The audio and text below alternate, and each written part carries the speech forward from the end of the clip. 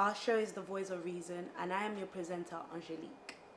Today on our platform, I'm really grateful to receive one of the young entrepreneurs, goes by the name of Mr. Frankos, and I would like to greet him first of all. Hello, Mr. Frankos. Hello. How are you today? I'm good. I'm really Thank you grateful for having me. to have you here today because, you know, everybody has been seeing you around, they've seen the work you've done, but today's an opportunity to really discover what goes on in Frankos' mind. No problem. I'm very happy to be invited here, so yeah, I'll be willing to answer all your questions. Really good, thank you.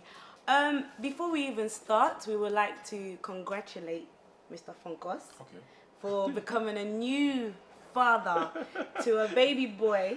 Thank you. And from the team of the Boss Brother, Thank the Voice of Reason, we would like to give you a gift. All right.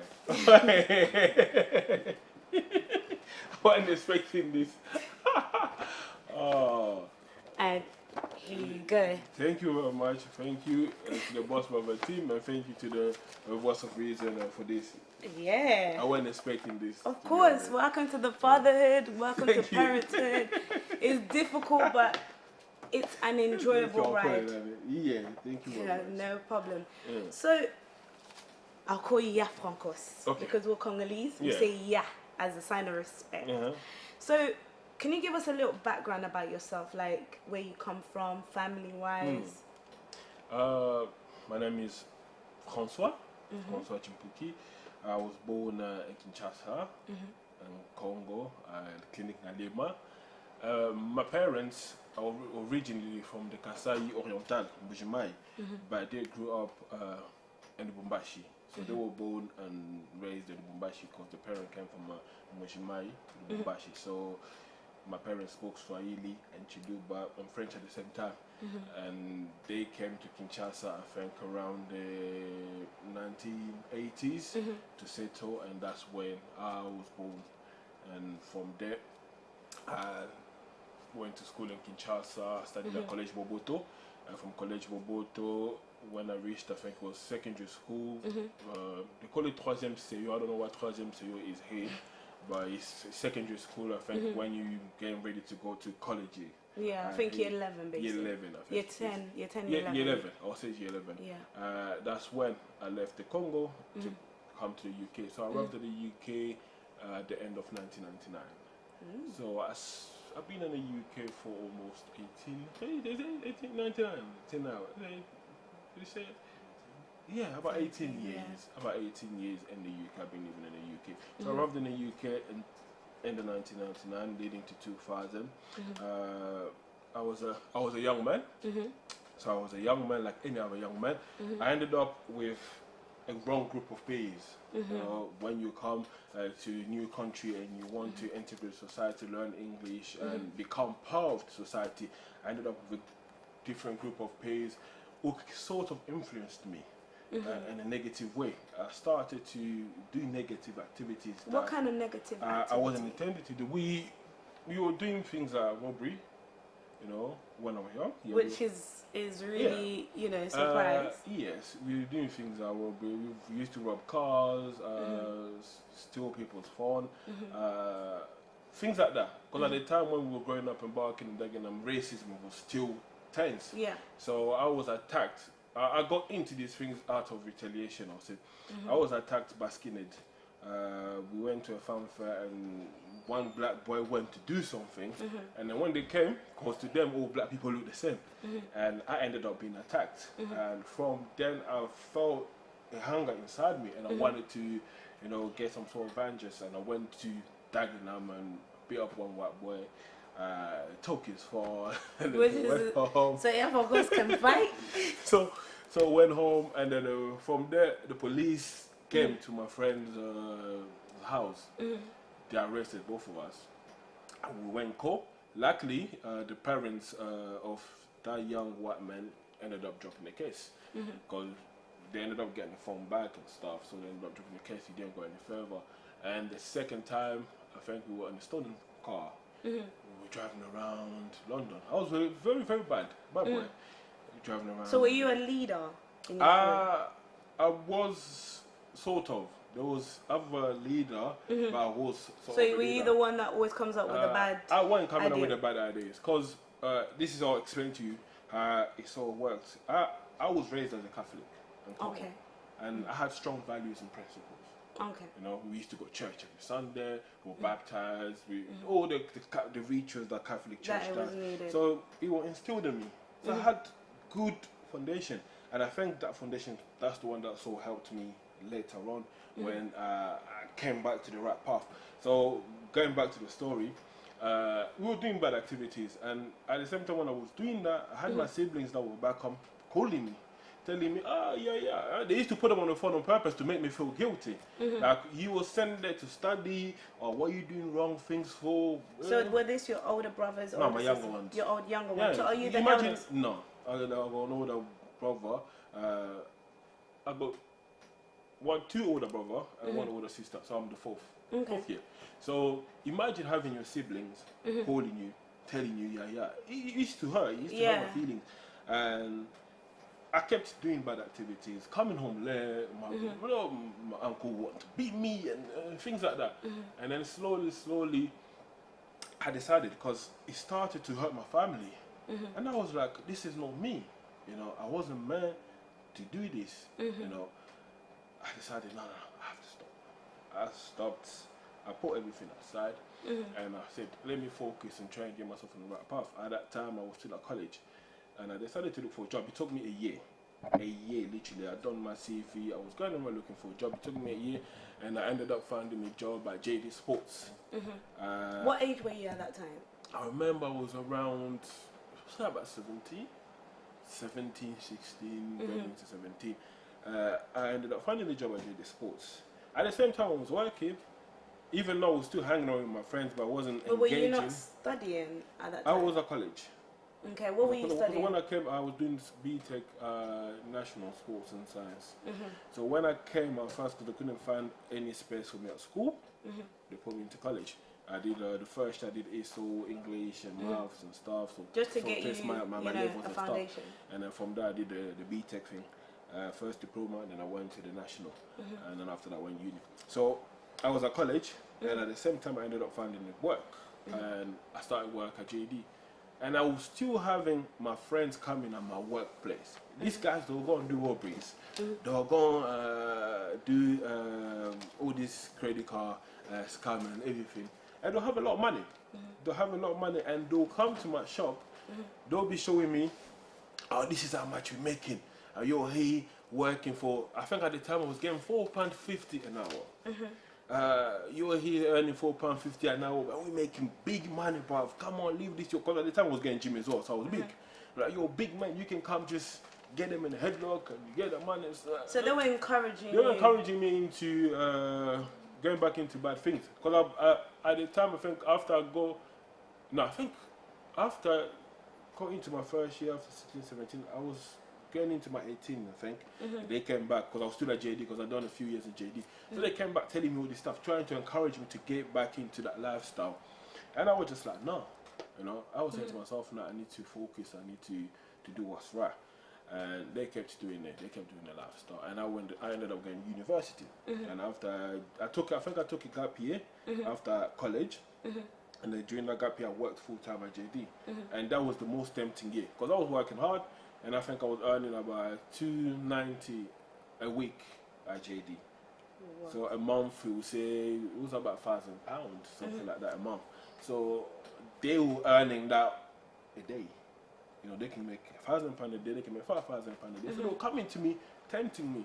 It was a tempting year for me, but I ended up focusing, and after that. But what made you focus? Because, you know, some people. Because like I said, I had siblings that were looking up to me.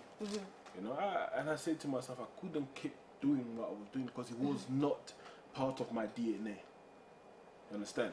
So would you say you're a strong-minded person? I am a strong-minded. Even though I was with them, I knew my limits, because these guys, they'll go to the extremity of beating people. They don't think about the consequences. They don't think about the consequences, because at the end, some of them ended up in prison for a long time. Some of them ended up deported back to the countries of origin, but I'm still here.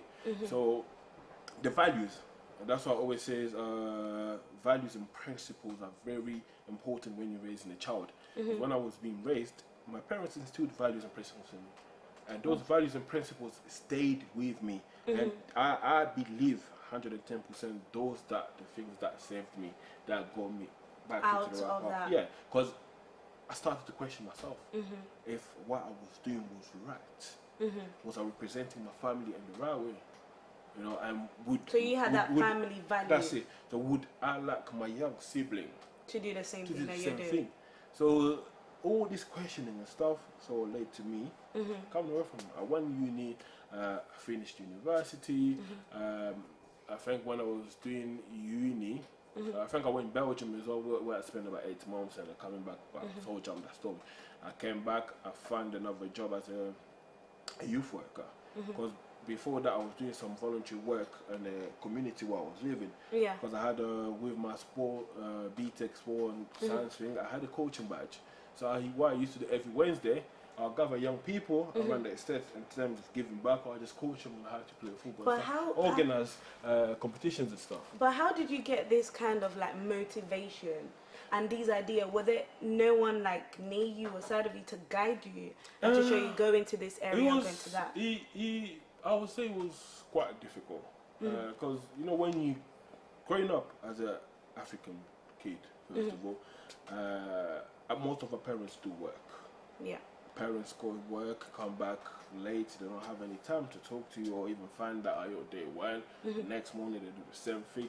So you don't really have any sort of motivation at home that kind of makes you want to strive and better yourself to become a better person. So I had to look elsewhere.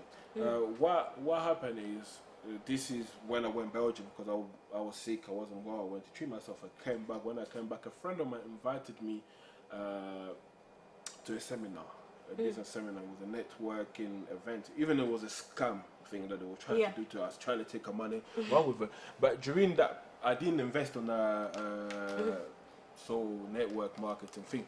But during that seminar, there was a woman that said the name of a book. What was the name of the book? The Secret. The Secret. Yeah. And who was the author? Rhonda Byrne, I think it is. I went back home. I looked for the video, it was the DVD. I found the DVD. The DVD I think is free online now. People can watch it. It's called The Secret.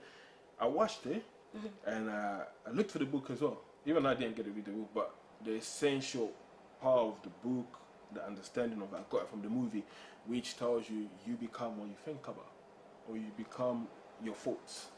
So what you focus on and what you think about every day, you can become it. And the energy, you know, that you surround yourself with can influence you, like can influence your becoming. Yeah. So you have to surround yourself with the right people. You have to take on the right activities. You have to feed your mind with the positive stuff in order for you to change. Because sometimes what people tend to do, they want to change the situation they're in, but they're not changing themselves as a person. You know, you might want to be someone or reach this level. Yeah, that thing is there waiting for you. But in order for you to reach it, you have to become that person that belongs to that level. And a lot of people don't seem to understand that. So that book helped me to understand. It opened my mind to the possibility of becoming whoever I wanted to be. So that's when I start undertaking all these steps to better myself and becoming the greatest version of myself. And I started coaching young people in the area, doing activities with them and stuff. And then I heard that there was a vacancy in a youth center around. So I was like, okay. I asked one of the guys that was working, and he told me they don't really employ people that live in the area. It's because of policies and stuff like that. So I was like, okay, they might not employ me, but I think I'm better equipped to help these young people because I've lived their life. So you've got the experience. I've got the experience. I know the parents. I know the area. I know how to, you know, talk to them because they also understand me. They respect me as a elder because of the things I used to do in the past. So when I applied and I spoke to the manager, I made her understood what I stood for and what I can bring to the place. I didn't expect them to call me. And then the following day, I got a call telling me that I'm starting next week, and it was unbelievable. And that was my job with crime concern. So the job was to help young people, prevent them from getting into the crime life. So we did a lot of activities with that, and I stayed with them for 7 years. Yeah, and That's that was a long time. yes, and that was until the tourist government came and took all the funding. That's when the job sort of stopped. But that was some mild sort of way to give something back to the young people, because a lot of those young people now, when I walk around, I see them, and some of them, because back then when I used to talk to them, I used to feel like they never used to listen to what I used to say to them, because I would tell them my experience, and I would tell them that the road life that they live in will not put food on the table, will not pay for your bills, will not feed you, will not pay for your medical bills. They never used to listen. But lately I've been meeting them, and some of them are very thankful towards me. I remember I was walking in the Gascon estate. One of them came. He was literally running. He ran, he hugged me. I was like, huh? And he was one of the most stubborn boy that I was dealing with at that place. He hugged me. Why are you hugging me like this, G? Because I speak to them like... You speak like a road man as well. Yeah, why are you hugging me like this? Well, no, I'm happy to see him. You're happy to see me. Why? He's like, if it wasn't for you, I'll still be in jail. And that was powerful. I was like, wow. What did you think at that time? I was like, what do you mean? I was like, listen, you see the things that you used to say to us, they used to stick in the back of our head. And sometimes when we used to get into trouble, we'll sit in the corner and thinking, only if I listen to Frankos. Only if I listen to Frankos. And I was like, wow. And I was like, what are you doing now? He was like, right now, I'm working with SBTV. I make good money. I got family. I got a kid. And I'm happy, man. You saved me. I was like, wow. Because sometimes when you do good things and you help people, you tell people the right words, you think, oh, it just goes. You don't think like much of it. But in reality, you help a lot of people. You help a lot of people. Some people take it on because you never know what that other person's going through at that moment of time when you're talking to them. And then there was another incident where another young person who just came through cancer. Like he had a cancer on his throat, had to do a massive operation and stuff. And I wanted to go and see him. I couldn't find the time because me being busy. But when he came out of the hospital, I was walking, he was with his girlfriend. He saw me, he hugged me. He was like, it's because of this guy, I'm still here. I was like, wait, this is two young people that I've worked with telling me the same thing. And for me, it was a great feeling knowing that I was able to help them just with words. The little thing, the little that you gave. Yeah, words. You know, and it's powerful. That alone is powerful. That's why I always say to people, you know, we have to learn to be kind to people. Because sometimes when you're walking around and you see someone and you end up saying a mean thing to somebody, you don't know what it's going to be going on their head. You don't even know what's happening in their life, you being so mean to them. But by saying something good and positive to them, you never know the impact of it. So I can say I impacted a lot of those young people in that area. For me, that job was a life-changing moment. And from there, when they cut the funding, I left. I think at the time I finished, I ended up finishing uni, I think a year before that. I graduated in international development, combined with sports development. And then after that, I did a few entrepreneurship modules at uni to sort of learn business and all this stuff, because I started to become passionate about business. And then when in 2011, I was selected because I was also doing some voluntary work with some charities. Those charities pulled me into this European group that was supposed to go to Congo and be one of the observers for the election. So in 2011. So you're into politics as well? I'm into political activism. I'm passionate about Congo. But there's one question before, sorry, for cutting you. Because there's many people watching right now that may be asking themselves, like, when was, because you gave yourself Frankos. Yeah. When was Frankos born? Frankos. When was that characteristic really developed? Frankos, money man. Yeah, the core. Mr. Money Man. That developed around the time when I discovered The Secret, the book. At that time I was going through a hard time. I would say my uncle that we was staying at kicked us out of his place. I was like, yeah, I got someone who wants to rent the place. I've helped you guys enough, and it's time for you guys now to fly with your own wings. At the time, I think it was my last year at uni, and I was doing my dissertation. Yeah, imagine, boom, Kicked out. No, dissertation came later. No, let's go back. I think it was 2007. That's when Frankos came in. That came later. That was another incident that sort of developed the character that I have. But the first one was in 2006 when I went to Belgium. I came back. I was not well. I got treated. I came back. I didn't have a job, and I was still applying for the youth centre thing, and I was doing a lot of voluntary work. I was struggling financially. At that time, I was living with £5 a week. Basically, I'll buy chicken and chips every day. £1, £1, £1. So it was that sort of struggle. So where were you living? I was living with my uncle at that time. But there was no money. There was nothing provided in terms of income.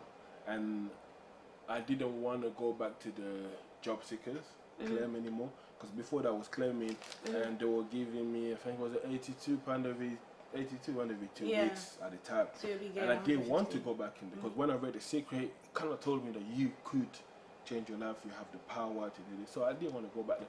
So I was struggling so much. And I remember one of my friends borrowed me money, and this friend of mine was chasing me for £20. The way he was chasing me, I felt like my dignity as a man was lowered. Yeah. You know, when you're a man and you have to have that pride. Come on, that pride I'm is me. what makes a man. So that was touch, and I made a promise to myself. I said, I will never, ever again lack money in my life. I will lack anything else. My money shouldn't be a worry for me. Shouldn't be an issue. Money should always be available. That's when Frankos Money Man was born. Life. Yeah. So were you writing all these in a note? Were you writing yourself? Because some people. I had a notebook that I was writing, because obviously the book, when I found The Secret, I ended up finding other books that told me about goal settings and stuff. So I started writing all this stuff.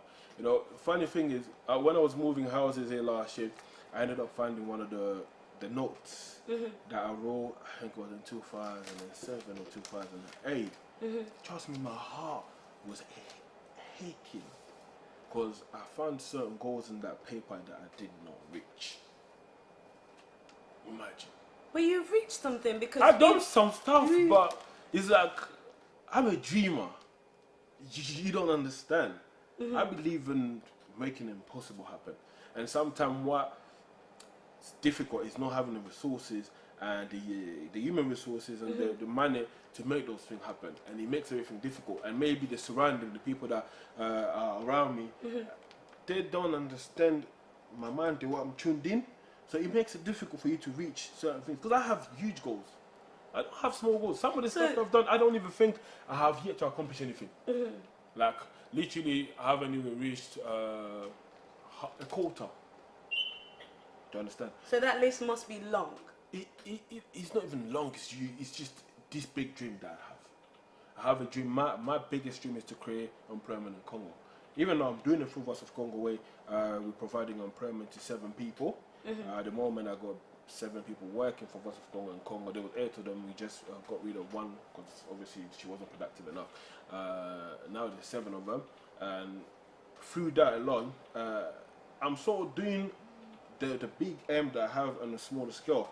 But I would like to provide jobs to thousands and thousands of Congolese, because I know the impact that could have. By providing jobs to those people, they'll be able to send the children to school, educate them for them to become people in society. So at the moment, those 7 people, like last time I was having a go at one of my employees in Congo. Proper having a go at him. But you have like 2 sets, because you have some in Congo and some here. Yeah, here we do entertainment. Like the Disc and Jockey, we organize events and stuff, and then it's Congo. And Congo is more the media thing that we do. So would you say Congo is where your heart is really laid at? Congo, it is where my heart is, because they're my people. They're my people. I left when I was still 16, so I was very conscious of the issues. The reality that the was reality happening. of what was happening. And going back there again in 2009, before going back for the election, I found some of my friends that I grew up with. Like those young people at the time, they were in the late 20s, some of them were even in the early 30s. They still did not experience a 9-to-5 job. Like they don't know how to go to a job feels like. Do you understand? Can you imagine someone who's born and raised, never been to school because they don't have a way to pay the school fees, and never experienced a job in their entire 30 years of existence? So for me... But then how do they survive? Little things. They go out, walk around, do a little activity. And then make a bit of money. And for me, that was really touching. I was like, nah, this has to change. When I tried to set up businesses there, when I was there, the businesses were working well. But when I get back here, the business is there because I'm not there. So working in the media field is much better because I'm in control still because I'm here. I'm the one that decides and on what sort of content to send me, on what sort of activities to do. And if they don't do it, they don't get paid. So they are forced to work and for them to get paid at the end of the month. So it was a good experience for me doing all these things. So there is two sides, but the biggest side is in Congo. In Congo. Yeah. That's really good. We're going to shortly go on a break and we'll be back to discuss more of how Mr. Frankos started his business, what basically empower him, what motivate him to build these things that we see and see soon. Thank you. Mbote, my name is Orseli Sinda Wambongo. I am Miss Congo UK 2017. I'm also a third-year final student. On Sunday, June 18th, I'm convening Yellow Sunday to raise money to train 1,000 Congolese women to become nurses to ease Congo's health crisis, and I need you to join me. Yellow Sunday is the Congolese people's annual one-day campaign, which asks people across the globe to wear something yellow in solidarity with the Congolese people. We want to support 10,000 Congolese women in 10 sectors over the next 10 years. Think of it as our attempt to bend the arc of gender inequality a little towards gender equality. Now, training a nurse costs on average $400 a year. So we need $1,200 for the 3 years course times by 1,000. That is 1.2 million US dollars. Or, as I like to think of it, we need 100,000 people who are willing to donate £10, €10, $10 each on Yellow Sunday. Now, you might be wondering, why nurses? Well, partially because Congo is facing a health crisis. Figure shows that we have about 28,000 nurses looking after 77 million people. Angola, with 25 million people, have about 35,000 nurses. This critical health crisis is made worse by the growing challenges poverty poses, especially within the adult women population. Add to this the ongoing wars and conflicts, the humanitarian crisis that accompanies them, and the spread of HIV and AIDS due to the use of rape as a weapon of war. This fundraising will not only help improve Congo's ability to fight treatable diseases, but also help save millions of lives each year. Another reason I'm deeply passionate about this is because women are the backbone of Congolese society. This fundraising will help make them financially independent, enable them to protect their families and communities, and in the long run, it will help from the injuries it has endured over the past 20 years. So, remember, Yellow Sunday is on Sunday, 18th of June, and we need to do 4 things in support of Congolese women. 1, wear something yellow in solidarity with the Congolese people. 2, take a picture wearing something yellow and upload it on social media using hashtag Yellow Sunday. We want the whole world to go yellow on June 18th. 3, donate. We need to raise 1.2 million US dollars for 1,000 Congolese women. 4, spread the word and tell your friends and family and get them involved.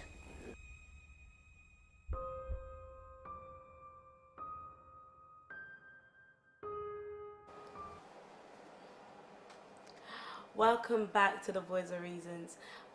Before we went on the break, Mr. Frankos was just giving us a little summary of his background, of where he come from, how he was raised, and how Mr. Frankos Moneyman was born. So, yeah, Frankos. Yes. Which one did you start first? Was it business, event, hosting? Which one did you start? We started with events first. First it was a business. When me and my friend, I think, we were working at the same youth center, Regan. We were looking at maybe, I came up with an idea. I was like, why don't we set up like a little mini agency where we get DJs from different nationals, and if someone needs a DJ, we can provide them with a DJ. That's where the name Disc and Jockey came from. And we got that we had a few DJs that agreed, but it was difficult. So keep up, because you call a DJ and then they already have another booking. So how were you finding these DJs? People that we knew within the event industry. You know, so they were recommending friends and stuff. Yeah, we were following. Because my friend, the one that I was working with at the time, Regan, he was in the music industry, was a studio type of guy. So we were like, yeah, let's do this. And he struggled to work. He struggled to work at first, and then after that, when I went to Congo in 2009, I came back. There was a Congo independence that happened here. I think it was in Stratford, and then there was feedback that came. Some people weren't happy. They were like, "Oh no, it wasn't as good. The music, this, that. We should do our own one." I was like, "What? Why are you complaining?" Because I'm the type of person that don't like people complaining. If you're gonna complain about something, you have to be able to bring a solution to the problem. And I was like, "Why don't we do one instead of complaining?" "Oh no, we don't know. No one knows us in the community. It's not gonna happen." So how many people were that roughly? There was quite a few people at the time. It was, I think, Clary, FBI, quite a few people that I knew. So they didn't believe in the idea. So I was like, okay, if these guys don't believe in it, I'm going to do it. So I spoke to one of my friends, who was, I think it was an Ethiopian guy. And he's the guy that believed in me, funny enough, like Ebenezer. So Is he Congolese? No, Ethiopian. I spoke to him. I said, "We want to do this event, Congo independence. What do you think?" He's like, "Yeah, it can happen." And then, but okay, no problem. Let's meet up. So at that time, I already moved. I was living in a little studio in Dagenham. I said, "Come for a meeting." We sat down. We jot everything down. How many people turned It was up? me and him. Just me and him. We jot everything down, and then there was another guy that was doing an event at the time, David. He does You Got Jokes. So he had expertise in the event field. So we called him up. This guy's very sharp. Get him to start chatting. We do this, we do that, contact this venue, So he came with this new energy. I was like, wow, okay, let's do it. But we contact the venues, and he told me this, like, go there, just dress smart, look good, and talk to them. They're gonna listen to you. They might not give me the venue because they already know me. I was like, okay, no problem, I'm gonna go. I just smart. I went there, I spoke to them, and they gave us a day. Now, first we had another venue in Dagenham. That venue ended up cancelling us because we already had a day out. We had a day out, but the venue ended up cancelling us, so we had to go to Ifbar. And then I went to Ifbar, dressed smart. I got the venue, and I came back on the table. We had the venue, we had it there. I put my money down. Ebenezer, the film guy, put his money down as well, and David put his money down. So I came back. We called a big meeting now. Called the FBI, everyone else. We told them about the project. They were still skeptics. So I said to them, "Listen, guys, don't worry," because at the time, my friend Mania and I think Fabrice as well, they were organizing the Congo independence as well. And Mania's one was a huge one. They were doing a Choxy, and they had a lot of sponsors, a lot of money. And we were doing an Ifbar, like a small bar of about 1,000 people. You can take about 1,000 people if you want to maximize the number, but initially it's 700 people. So we thought, they were like, "Nah, them guys, they know they've been doing events before us, we're not gonna do." I was like, "Listen, guys, all we have to do, believe me, make noise. If we make noise, things are gonna." But were they not making noise as well? They were making noise because they had the money, they had the finance, they were making noise, but we were looking to make a different type of noise. We were looking to do street marketing. So they believed in what I said to them. Listen, because we were young at the time, I was getting gym, muscle, and I had good-looking guys around me. I said, "Listen, we need to use what we have. Let's get the good-looking girls, good-looking guys, put them up front, and we'll attract people." But what brought these ideas? It was just marketing. So, I think it came that one day came natural. It came natural. So we had a meeting, and then one person, and this is how Miss Congo was born, is that one person at that meeting was like, has Miss Congo been done? And the last few, we were like, no, the last time that was done was 2006. Because we were thinking about doing a fashion show within that Congo. So you're not the first No, person that's done we were the Miss first person. Congo. No, there was other people doing it, but not to the, sorry, not disrespecting them, but not to the levels that we do it. We put a different standard into we legalized it. We made it to the level that it is now. Now I'm not boasting, but that's what we've done. Yeah. And the person was like, why don't we do Miss Congo then? Yeah. And then we went and checked if it was registered and things like that. We got everything. Bam, bam, bam. Say Miss Congo. We started marketing, and this is where things are starting to change. We went there. We start pushing the marketing. I got myself into the gym. I was lifting weights. I had my vest on. My friends had vest on. We were talking about the event, and girls loved that video. And at the time, YouTube was still young. And then we put a video out. To have 2,000 views on YouTube at that time was a huge thing. And that video made so much noise.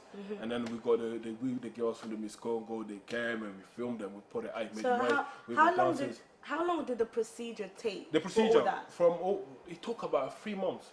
Because Manyanda started the marketing for 6 good months.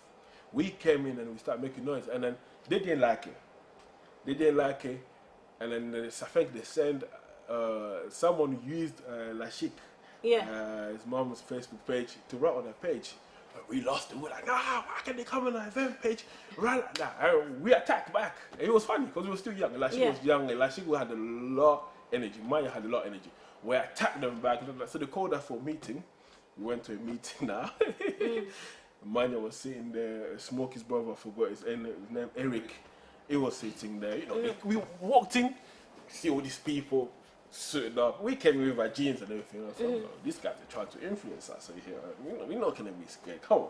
We sat there. They start presenting the project, because the project was proper corporate, proper. They were talking. They were like giving us feedback on our flyer. Because on that flyer we had this sexy young girl looking like, you know, you want to attract young people that like that sort of thing. They were like, the look on your flyer is not good. You need to change this image. And in my head I was like, what the heck? What are these guys telling us? So they try basically to tell us, over So they were like, you need to change this and what we can do for you and give you some tickets for your event, so we can do exchange. We promote your event because our event was a day before their event, and then Fabrice's event was a week before our event. So there was 3 Congo Independence happening that year, and everyone was looking to get the highest number of people.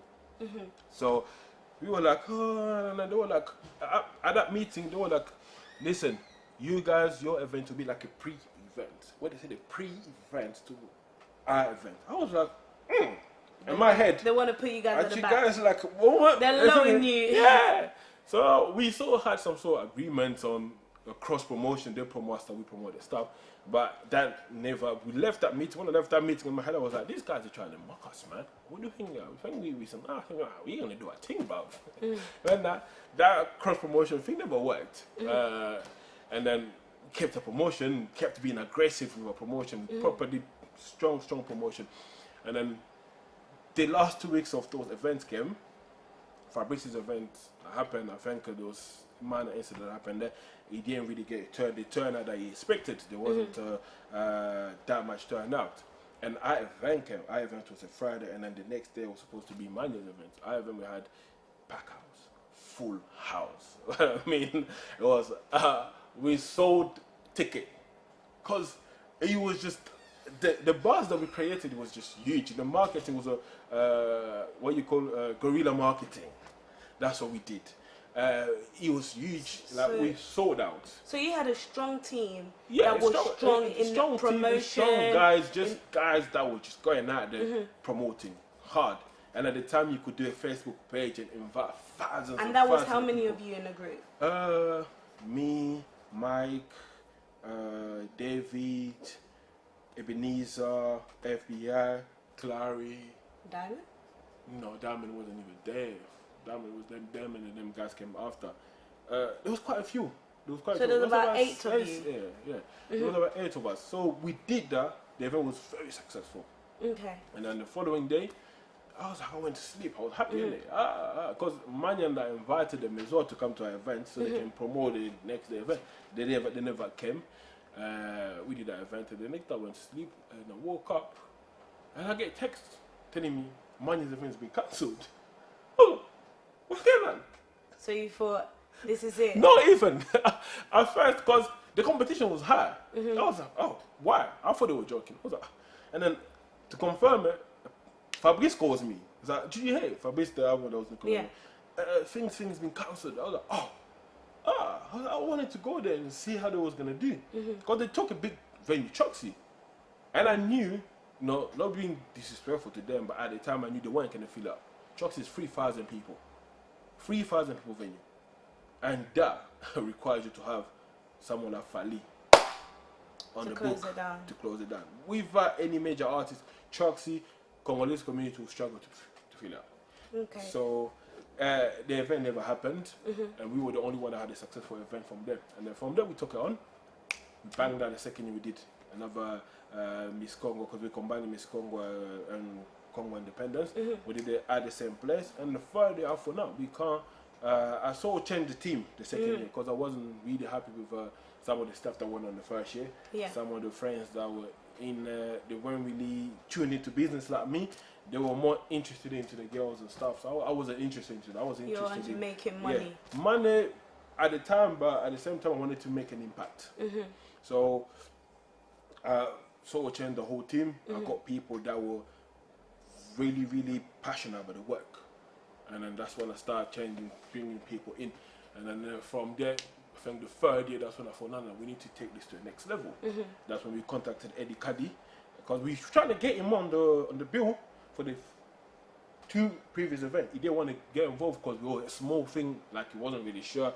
He didn't really believe, in us like that. But after doing 2 good events and having that on a portfolio at the same time, he didn't really have an answer on us, but we contacted him again and we had to write a long ass email. Sorry for my language. No foul language on this one. We had to write an email, obviously explaining why we wanted him there. And then we wanted him there to be a judge for this Congo. We didn't want him there to host. Then he offered to host, and then he offered to host. We had to pay him his hosting fee. We paid him his hosting fee. Bam, he came. We started promotion. That 2012 we did it at the Camden Center because I wanted to move things to a bigger scale. I wanted to represent Congo in the right way. But why didn't you stick to the little that you had? Why did you want it to go big? Because I was looking at other nations like Nigeria and Ghana and then seeing what they were doing. They would do big things in a bigger scale. And I was like, if we're going to represent Congo, we have to do it properly. Like you have to do it properly. So I thought, no, let's move into a bigger scale now. So that's when we moved to Central London. We done the Camden thing, and that venue sold out. Literally, it was a venue of 900 people, and 900 people, there was a full 900 people inside, and over 300 people outside. Wow. And then from there we started bettering things. We divided Congo Independence and Miss Congo, and then ended up making Miss Congo its own brand, building Miss Congo as a brand, and getting that to using Miss Congo to empower young women and developing them to become role models within the Congolese community in the UK. And the Congo Independence at the moment, we've sort of put a stop to that at the moment. So we're so revising, and I think maybe sometime next year we'll be celebrating that but in a different way, because I want to use that platform now to start having an impact and changing people's life instead of just coming and celebrating and going back with having an impact. So I'm so thinking and strategizing. So next year, don't be surprised if you see some changes. So unfortunately, the time is not our friends right now, and we hope to get like Mr. Frankos back. Before we finish the show, Mr. Frankos, what could be the last word? Because this show is about the young people, also empowering them and helping them and supporting them. What is your message to the young people? To the young people, I say, believe in yourself. Believe in yourself. Surround yourself with people that bring you up, push you up, inspire you to be the greatest version of yourself. And also, always be curious to learn. Curious to learn new things, because life is a learning experience. If you're not learning, you die. You know. So I was reading last time I was talking about a quote. They said, "A person that reads 1,000 books lives 1,000 life. A person that doesn't read at all only lives one life." So you want to be that person that lives 1,000 life, because a book gives you different experience. For example, you might want to become like Bill Gates. You might want to become like Steve Jobs. All you have to do is go and read about what he did. And if you copy what he did and try to implement the same behavior, the same habits into your own life, you're most likely to have the same success. So I said to the young people, go out there, learn. Don't listen to negative people. Don't listen to the naysayers, especially those that are already entrepreneurs. Keep doing what you're doing. I know there's a lot of negativity out there in the world. People will tell you that you can't do nothing or you can't do something because they themselves can't do it. Or they will tell you the limits. They'll try and get the limitation and pull it into your own mind. So don't listen to those things and just keep pushing, man. You know, the world is your oyster. Believe in yourself. Things will work out. Thank you very much, Frankos. Thank you for everybody for watching our show. And as you've heard it yourself from Frankos, the world is your oyster. You can become anything you want. You can do whatever you want. But it takes encouragement. It takes a lot of working within yourself, and then the impact will be shown through your work.